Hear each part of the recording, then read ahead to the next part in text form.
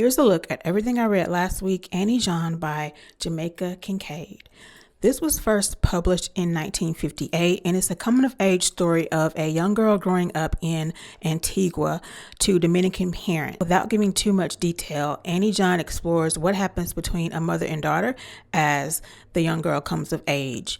It does it in a magical realism and folklore kind of way, especially as Annie John herself is trying to understand what is sowing this discord between her and her mother, who all her life growing up until this point, she has loved and adored and worshiped the ground her mother walked on. Thoroughly enjoyed it, highly recommend. A Song of Wraiths and Ruin by Roseanne Brown. Published in 2020, this fantasy blended a lot of elements of West African and North African folklore. I did enjoy that aspect of the book. A really great story. We are following Malik and Zarina. Zarina has inherited the throne.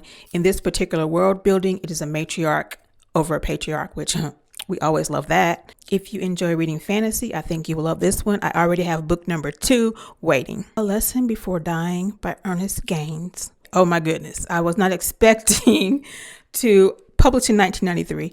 I was not expecting to be so, let me gather myself here. Let me gather my thought. A beautifully written, tragic tale of injustice, racism, tragedy, love, religion. Like, it has everything you would need in a really good historical fiction based novel. These types of stories have to be told, or it gets lost in whatever washing of history we're currently experiencing right now. The book was absolutely heartbreaking, absolutely tragic.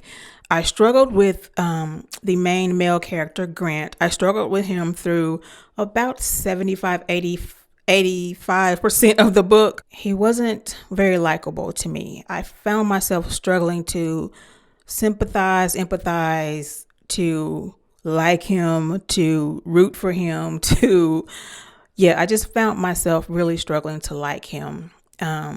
Although his character was definitely necessary, but I did find myself struggling with him. I did get to a point in the book where I found myself having more of an understanding of Grant and kind of seeing